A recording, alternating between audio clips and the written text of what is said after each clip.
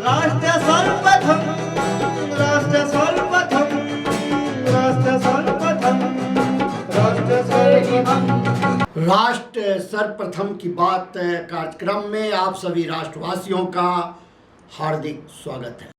नई दिल्ली में आयोजित 18वें रोजगार मेले के तहत प्रधानमंत्री नरेंद्र मोदी ने आज देश भर के 61,000 से अधिक युवाओं को सरकारी नौकरी के नियुक्ति पत्र सौंपे।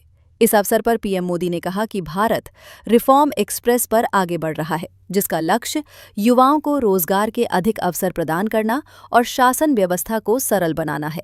उन्होंने कहा कि रोजगार मेला अब एक संस्थागत प्रक्रिया बन चुका है, जिसके माध्यम से लाखों युवाओं को विभिन्न केंद्रीय विभागों में नियुक्ति मिल चुकी है।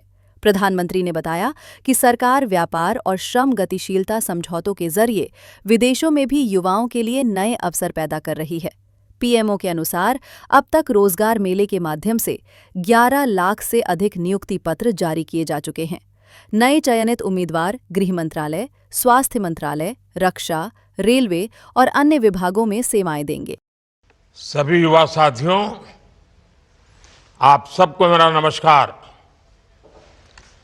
साल 2026 का आरंभ आपके जीवन में नई खुशियों का आरंभ कर रहा है।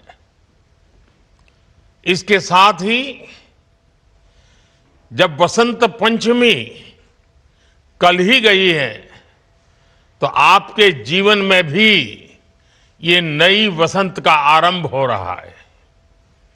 आपको ये समय संविधान के प्रति अपने दायित्वों से भी जोड़ रहा है।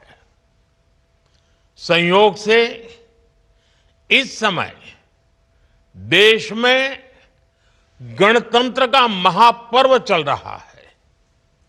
कल 23 जनवरी को हमने नेताजी सुभाष की जयंती पर पराक्रम दिवस मनाया और अब कल 25 जनवरी को राष्ट्रीय मतदाता दिवस है। फिर उसके बाद 26 जनवरी को गणतंत्र दिवस है। आज का दिन भी विशेष है। आज के ही दिन हमारे संविधान ने जन गण मन को राष्ट्रीय गान और वंदे मातरम को राष्ट्रीय गीत के रूप में अपनाया था। आज के इस महत्वपूर्ण दिन देश के 61,000 से ज्यादा नौजवान जीवन की नई शुरुआत कर रहे हैं। आज आप सबको सरकारी सेवाओं के नियुक्ति पत्र मिल रहे हैं। ये एक तरह से नेशन बिल्डिंग का इनविटेशन लेटर है। ये विकसित भारत के निर्माण को गति देने का संकल्प पत्र है। आप में बहुत सारे साथी देश की सुरक्षा को मजबूत करेंगे, हमारे एजुकेशन और हेल्थ केयर इकोसिस्टम को और सशक्त करेंगे। कई साथी वित्तीय सेवाओं और एनर्जी सिक्योरिटी को मजबूती देंगे, तो कई युवा हमारी सरकारी कंपनियों की ग्रोथ में महत्वपूर्ण भूमिका निभाएंगे।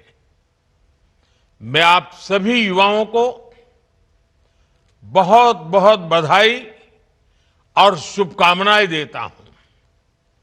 साथियों, युवाओं को कौशल से जोड़ना और उन्हें रोजगार, स्वरोजगार के अवसर देना, ये हमारी सरकार की प्राथमिकता रही है।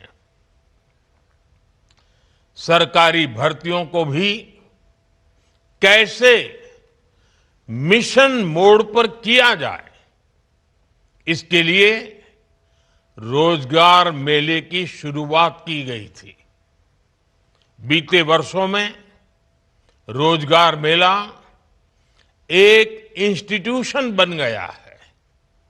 इसके जरिए लाखों युवाओं को सरकार के अलग अलग विभागों में नियुक्ति पत्र मिल चुके हैं। इसी मिशन का और विस्तार करते हुए आज देश के 40 से अधिक स्थानों पर ये रोजगार मेला चल रहा है। इन सभी स्थानों पर मौजूद युवाओं का मैं विशेष तौर पर अभिनंदन करता हूं। बिहार के मुख्यमंत्री नीतीश कुमार की समृद्धि यात्रा के पहले चरण का शनिवार को वैशाली में समापन हुआ। इस दौरान मुख्यमंत्री ने 7 निश्चय 3 के तहत जिले को कई बड़ी सौगातें दी और वैशाली को विकास के मामले में टॉप जिलों में शामिल करने का दावा किया। सीएम ने नवनिर्मित मेडिकल कॉलेज, औद्योगिक क्षेत्र, शिक्षा संस्थानों और स्वास्थ्य सुविधाओं के विस्तार की घोषणा की। नीतीश कुमार ने कहा कि वैशाली की सभी 290 पंचायतों में सुधा दूध बिक्री केंद्र खोले जाएंगे और 16 प्रखंडों में आदर्श विद्यालय व डिग्री कॉलेज स्थापित किए जाएंगे। साथ ही सभी सामुदायिक स्वास्थ्य केंद्रों को विशिष्ट अस्पताल और वैशाली सदर अस्पताल को अति विशिष्ट अस्पताल बनाया जाएगा। सीएम ने विपक्ष पर हमला बोलते हुए कहा कि 2005 से पहले विकास नहीं हुआ, जबकि उनकी सरकार ने वैशाली को बुनियादी ढांचे और रोजगार के क्षेत्र में नई दिशा दी है। आप तो जानते हैं हम लोगों की सरकार कब बनी थी? 24 नवंबर 2005 को बनी थी और उसी समय से लगातार चल रहा है। और उस समय से इस बार भी आप समझते हैं 5वीं बार हो चुका। तो इसी तरह से आप सब जानते हैं कि हर तरह का आप सब जानते हैं और उस समय से काफ़ी काम किया गया और आगे इसको और बढ़ाने के लिए हम लोग लगे हुए हैं। लेकिन जो हम लोगों की सरकार बनी थी उसके पहले वाली जो सरकार थी, तो जानते हैं कि उस समय बिहार में कुछ होता था, बहुत बुरा हाल था। बाद में हम ही लोगों ने सबको ठीक किया। पहले इलाज का पूरा इंतजाम नहीं था, सड़कें बहुत कम थी और जो थी उनका बुरा हाल था, और बिजली बहुत कम जगह थी। ये पहले वाला का यही हाल। और उसके बाद हम लोगों ने सब कुछ काम शुरू किया। शुरू से ही बिहार के विकास का काम हो रहा है। अब किसी प्रकार के डर एवं भय का वातावरण नहीं है। राज्य में प्रेम, भाईचारा एवं शांति का माहौल है। सर्वप्रथम शिक्षा का हो, स्वास्थ्य का हो, सबके लिए विशेष ध्यान दिया गया। हम लोगों ने तो बड़ी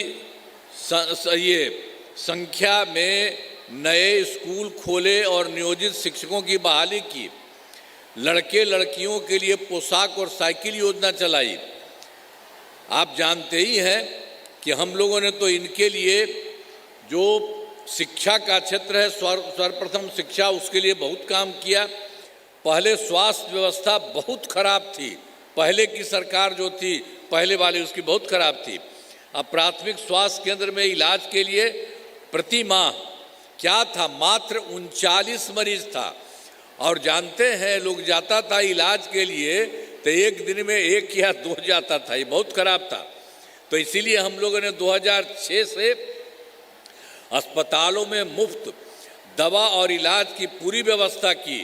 अब प्राथमिक स्वास्थ्य केंद्र में हर महीने औसतन 11,600 मरीज हुआ। पहले वाले कुछ नहीं करते थे, हम लोगों ने सबके लिए किया शुरू से भी। अब राज्य में बड़ी संख्या में सड़कों और पुल पुलियों, रेल ओवर ब्रिज, बाईपास एवं एलिवेटेड रोड का निर्माण किया गया है।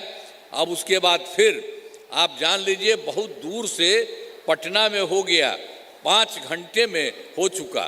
तो अनाज, फल, सब्जी, दूध, अंडा, ये मांस एवं मछली उत्पादन काफ़ी बढ़ गया है और मछली का उत्पादन से अधिक हो गया है।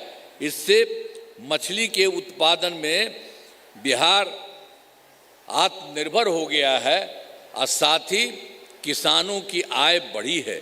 तो इसी के लिए हम लोगों ने कह दिया, इसके बाद पहले वाला हम बता रहे हुआ, तो अब वर्तमान में चौथे कृषि रोड मैप में 24 से 25 तक में तहत योजनाओं पर तेजी से काम हो रहा है, तो और भी आगे बढ़ाने का।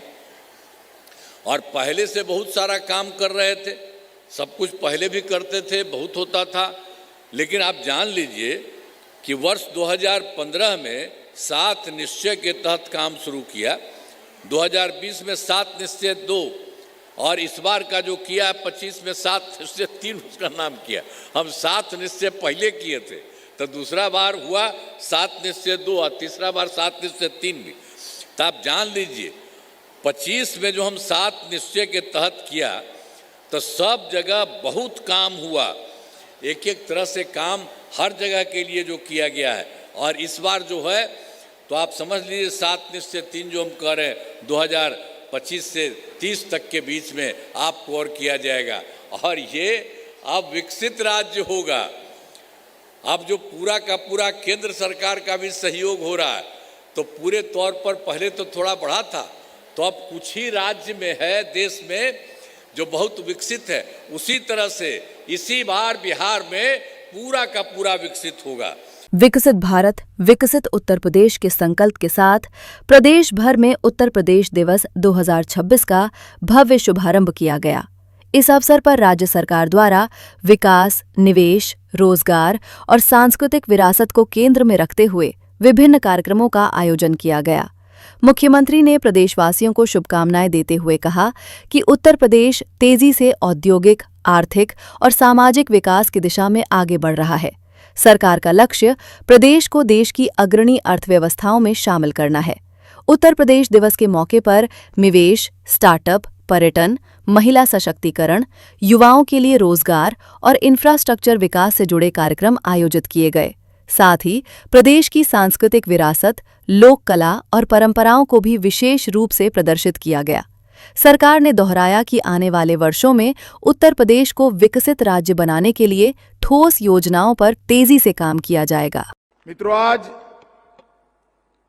सबसे पहले देश, दुनिया और उत्तर प्रदेश, इसमें रहने वाले हर उत्तर प्रदेश वासी को मैं बहुत बहुत अभिनंदन देना चाहता हूं और साथ में अनंत अनंत शुभकामनाएं भी देना चाहता हूं, क्योंकि मोदी जी ने एक संकल्प किया है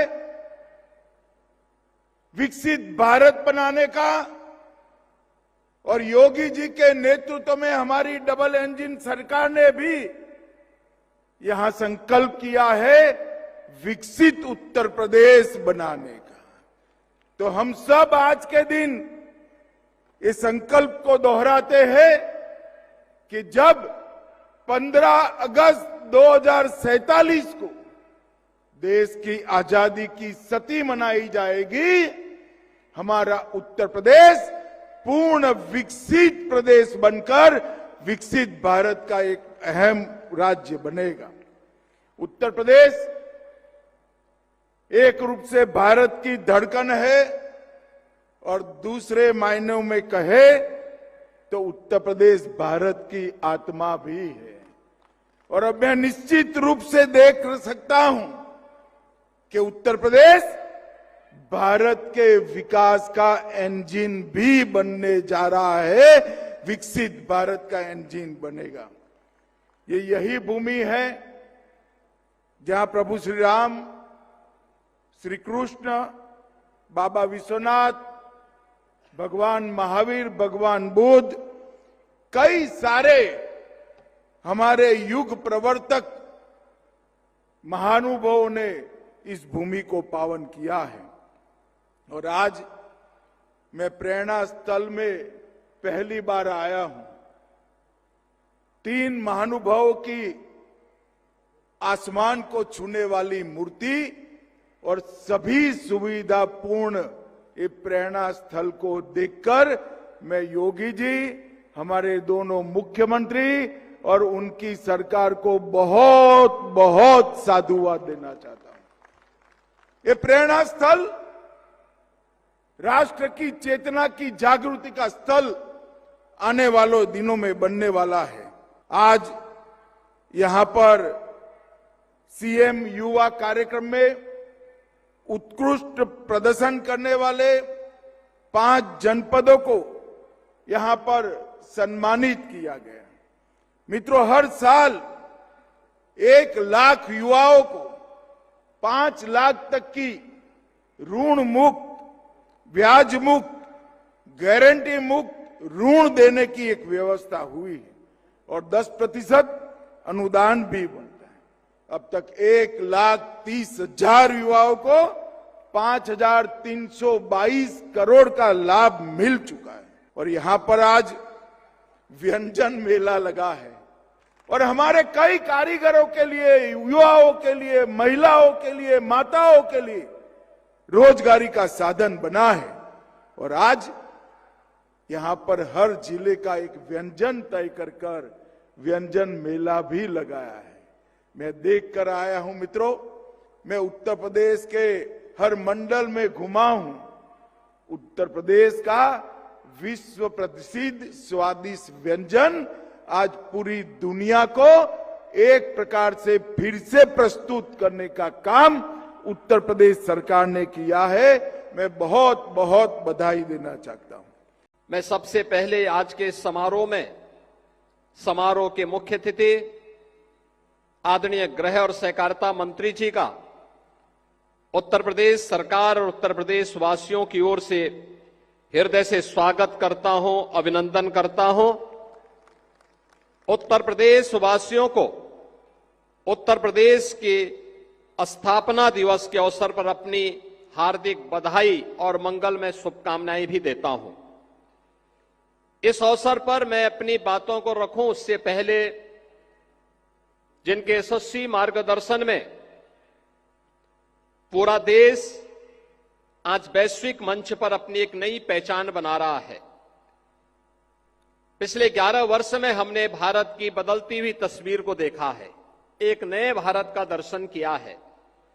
ऐसे नए भारत के शिल्पी आदरणीय प्रधानमंत्री जी का एक संदेश उत्तर प्रदेश की दिशा से इस अवसर पर हमें उपलब्ध हुआ है। हमारा सौभाग्य है कि आज मुझे आदरणीय प्रधानमंत्री जी के संदेश को प्रदेश की जनता जनार्दन के सामने यहां पर व्यक्त करने का अवसर प्राप्त हो रहा है। मैं इसके लिए आदरणीय प्रधानमंत्री जी के प्रति आभार व्यक्त करते हुए, आदरणीय प्रधानमंत्री जी ने लिखा है कि आज 24 जनवरी को उत्तर प्रदेश दिवस मनाया जा रहा है। मैं सभी यूपी वासियों को उत्तर प्रदेश दिवस की हृदय से शुभकामनाएं देता हूं। मैं काशी का सांसद हूं और यूपी के लोगों ने मुझे चुनकर के लोकसभा भेजा है, इसलिए यह दिन मेरे लिए और भी विशेष हो जाता है। यूपी के लोगों से मुझे जो प्रेम और आत्मीयता मिली है वह मेरे लिए एक बहुत बड़ी पूंजी है। आदरणीय प्रधानमंत्री जी का संदेश सभी उत्तर प्रदेश वासियों के लिए है। मैं इस अवसर पर आदरणीय प्रधानमंत्री जी का हृदय से आभार व्यक्त करता हूं। प्रदेश के सभी 75 जनपदों में हर राज्य में ये कार्यक्रम आज के दिन पर आयोजित हो रहे हैं। प्रदेश और देश के अंदर, दुनिया के अंदर जहां कहीं भी उत्तर प्रदेश वासी है वह आज इस आयोजन के साथ जुड़ रहा है। हमें याद है जब 2018 में उत्तर प्रदेश ने पहली बार अपनी स्थापना दिवस के कार्यक्रम को आयोजित किया था, तब प्रदेश के माननीय राज्यपाल के रूप में आदरणीय श्री राम नाईक जी थे और आदरणीय प्रधानमंत्री जी और आदरणीय गृह मंत्री जी उस समय भारतीय जनता पार्टी के राष्ट्रीय अध्यक्ष थे। उनकी प्रेरणा से हम लोगों ने परंपरागत उद्यम को 1 डिस्ट्रिक्ट 1 प्रोडक्ट के रूप में आगे बढ़ाया था। आज यह आत्मनिर्भर उत्तर प्रदेश की एक नई ताकत बनी है और आत्मनिर्भर भारत में अपना योगदान दे रहा है। अभी समय है एक ब्रेक का, हम चलते हैं ब्रेक पर। आप कहीं जाए नहीं, छोटा सा ब्रेक। श्रेया फर्निशिंग लेकर आया है आपके लिए होम कलेक्शन, जिसमें आपको मिलता है upholstery fabric, designer curtains, home and office decoratives, carpets and sofa cover कम से कम दाम में कीर्ति नगर में आपके लिए उपलब्ध है। Kamal Buildtech Private Limited, fulfilling promises. With our professional team and experience of delivering projects, in past we guarantee you peace of mind and top quality work in an affordable price. और अधिक खबरों के लिए आप हमारे YouTube channel दैनिक India दर्पण को अभी सब्सक्राइब करें और नोटिफिकेशन के लिए बेल आइकन को प्रेस करना ना भूलें। राष्ट्र सर्वप्रथम की बात कार्यक्रम में ब्रेक के बाद एक बार फिर आप सभी राष्ट्रवासियों का स्वागत। उत्तराखंड के सीएम पुष्कर सिंह धामी ने देहरादून में आयोजित 8वें ज्योतिष महाकुंभ के उद्घाटन समारोह में भाग लेकर एक महत्वपूर्ण संदेश दिया। इस अवसर पर उन्होंने ज्योतिष के क्षेत्र में उत्कृष्ट योगदान देने वाले विद्वानों को सम्मानित किया और उपस्थित जनसमूह को संबोधित किया। मुख्यमंत्री ने कहा कि ज्योतिष वेदों से उत्पन्न हमारी प्राचीन विद्या है, जो समय, ग्रह, नक्षत्रों और मानव जीवन के आपसी संबंधों को समझने का मार्ग दिखाती है। उन्होंने स्पष्ट किया कि ज्योतिष केवल आस्था या विश्वास तक सीमित नहीं है, बल्कि ये भारतीय ज्ञान परंपरा का एक सशक्त और वैज्ञानिक पक्ष भी है, जिसने सदियों से समाज को दिशा देने का कार्य किया है। मुख्यमंत्री ने कहा कि उत्तराखंड सरकार प्रदेश में ऐसी पारंपरिक विधाओं के संरक्षण और संवर्धन के लिए निरंतर प्रयास कर रही है। लगातार 8वां ज्योतिष महाकुंभ जिसका शुभारंभ हो चुका है, इसके शुभारंभ के अवसर पर देश के कोने कोने से पधारे आप सभी प्रतिष्ठित ज्योतिषाचार्यों, विद्वानों, शोधकर्ताओं तथा इस हमारी महान परंपरा, प्राचीन महान परंपरा से, ज्ञान परंपरा से जुड़े हुए सभी मनुष्यों का, मीडिया के भी हमारे सभी मित्रों का मैं इस अवसर पर देवभूमि उत्तराखंड पधारने पर आप सबका हृदय से स्वागत करता हूं, आप सबका अभिनंदन करता हूं। और ये मेरा सौभाग्य है कि मुझे आज इस विराट ज्योतिष महाकुंभ के माध्यम से भारतवर्ष के भविष्य दृष्टा और काल गणना के मर्मज्ञ ज्योतिषाचार्य सभी आप सब विद्वजनों के बीच में मुझे भी आने का शुभ अवसर प्राप्त हो रहा है। ये ज्योतिष हमारे प्राचीन और दिव्य ज्ञान में छुपे हुए वैज्ञानिक रहस्यों को आम लोगों तक पहुंचाने का अद्भुत प्रयास है। मुझे पूरा विश्वास है कि आपकी ये पहल मात्र एक विमर्श तक सीमित नहीं रहेगी, बल्कि इससे निकलने वाले निष्कर्ष मानव जीवन और सामाजिक समस्याओं के निराकरण के लिए विकट अंतर्राष्ट्रीय स्थितियों में हमारे राष्ट्र के उज्जवल भविष्य के लिए भी सार्थक मार्गदर्शन प्रदान करेगा। भाइयों बहनों, हमारी सनातन संस्कृति में ज्ञान, विज्ञान और अध्यात्म का बहुत अद्वितीय संगम है। हमारी सनातन संस्कृति केवल आस्था और विश्वास पर ही आधारित नहीं है, बल्कि ये गहरे वैज्ञानिक दृष्टिकोण, चिंतन और शोध का परिणाम है। पर अक्सर ज्योतिष विज्ञान को मात्र आस्था के साथ जोड़कर देखा जाता है, परंतु ये सच्चाई है कि ज्योतिष भारत का एक अत्यंत समृद्ध, गूढ़ और वैज्ञानिक शास्त्र है। भाइयों बहनों, हमारे पूर्वज और ऋषि मुनि केवल पूजा पाठ तक ही सीमित नहीं थे, बल्कि वो उच्च कोटि के वैज्ञानिक थे। महर्षि पराशर ने ज्योतिष शास्त्र को व्यवस्थित और वैज्ञानिक स्वरूप प्रदान किया। बराह मिहिर ने खगोल, मौसम विज्ञान और ज्योतिष को समन्वित रूप से प्रस्तुत किया। भृगु मुनि ने भविष्य कथन और कालगणना की परंपरा को समृद्ध किया। वहीं भास्कराचार्य और गणित और खगोल विज्ञान में अत्यंत सटीक गणना और गुरुत्वाकर्षण जैसी अवधारणाओं को समझने की दिशा में महत्वपूर्ण योगदान दिया।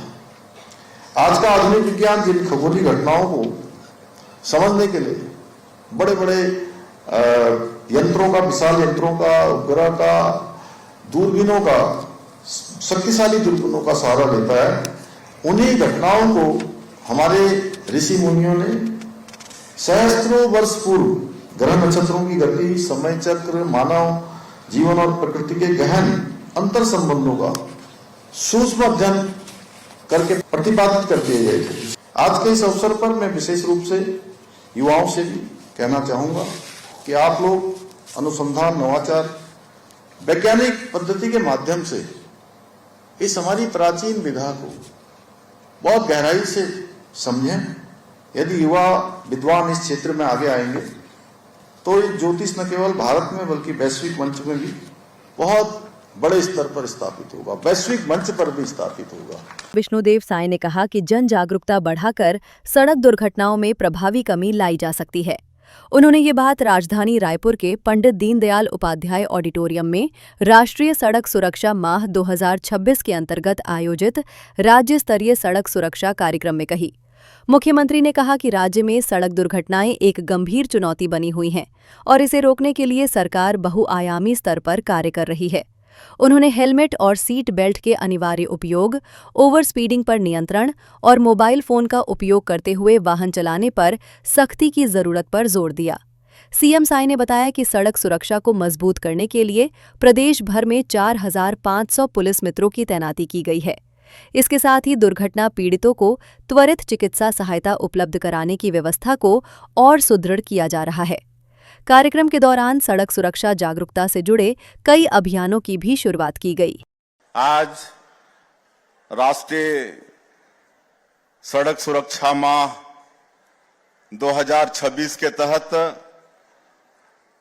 राज्य स्तरीय सम्मान समारोह में मंच में विराजमान हमारे परिवहन और पुलिस विभाग के सभी अधिकारीगण और आज की इस अवसर पर उपस्थित राहगीर, चिकित्सक बंधुगण, हमारे सारथी, चालक और उत्कृष्ट कार्य करने वाले जिनको पुरस्कृत किए हैं, ऐसी सभी बंधु और मीडिया के मित्रों, मैं धन्यवाद करना चाहूंगा हमारे ऊर्जावान परिवहन मंत्री और उनकी पूरी टीम को, विभाग को, कि ये जो हम लोग राष्ट्रीय सड़क सुरक्षा माह मना रहे हैं, ये पूरे जनवरी महीना को इसमें विभिन्न तरह के कार्यक्रम पूरे प्रदेश में आयोजन कर रहे हैं और यात्रियों को यातायात के संबंध में अवेयरनेस, उनको जागरूक करने का काम कर रहे हैं। देश में 1,80,000 लोगों की डेथ एक्सीडेंट से हो जाता है और छत्तीसगढ़ के अंदर भी 14,000 एक्सीडेंट होता है, जिसमें करीब 7,000 लोगों की डेथ हो जाती है। थोड़ी थोड़ी लापरवाही में एक तो हेलमेट लगाना जरूरी होता है, काहे कि हम लोग देखते हैं एक्सीडेंट होता है तो ज्यादा मौतें हेड इंजरी से होता है। अगर वो हेलमेट लगाते तो उनकी जान शायद बच सकती थी। तो ये बताना चाहिए कि सबको हेलमेट लगाना चाहिए, जो बाइक चलाते हैं, 2 पहिया वाहन चलाते हैं, और 4 व्हीलर में सीट बेल्ट लगाना चाहिए। वाहन चलाते समय मोबाइल का इस्तेमाल नहीं करना चाहिए, नशा पी के वाहन चालन नहीं करना चाहिए। तो ये सब अवेयरनेस, सिग्नल नहीं तोड़ना चाहिए, अपने साइड में चलना चाहिए। इन सब बातों की जानकारी आप लोग यात्रियों को देंगे, ऐसा आप सब लोगों से आग्रह है। और निश्चित रूप से आज हमारे चालकों को भी जो अच्छा मतलब चालकी का काम किए हैं, बिना नशा पिए, कभी मतलब गलत साइड नहीं गए हैं, सिग्नल नहीं तोड़े हैं, ऐसे हमारे चालकों को भी सारथी चालक पुरस्कार से मतलब पुरस्कृत किए हैं। ये भी हमारे परिवहन विभाग का एक अच्छा प्रयास है और निश्चित रूप से आज के इस कार्यक्रम से लोगों को प्रेरणा मिलेगी और हम सब लोग जो एक्सीडेंट होता है और जो डेथ होती है उसकी संख्या में कमी कर पाएंगे और एक संकल्प लेके जाएंगे कि आने वाले समय में हम सब लोग मिलकर अपने प्रदेश में एक्सीडेंट की संख्या को भी कम करेंगे और डेथ की संख्या को भी कम करेंगे। बहुत बहुत धन्यवाद। जय हिंद, जय छत्तीसगढ़। और अधिक खबरों के लिए आप हमारे YouTube चैनल दैनिक इंडिया दर्पण को अभी सब्सक्राइब करें और नोटिफिकेशन के लिए बेल आइकन को प्रेस करना ना भूलें।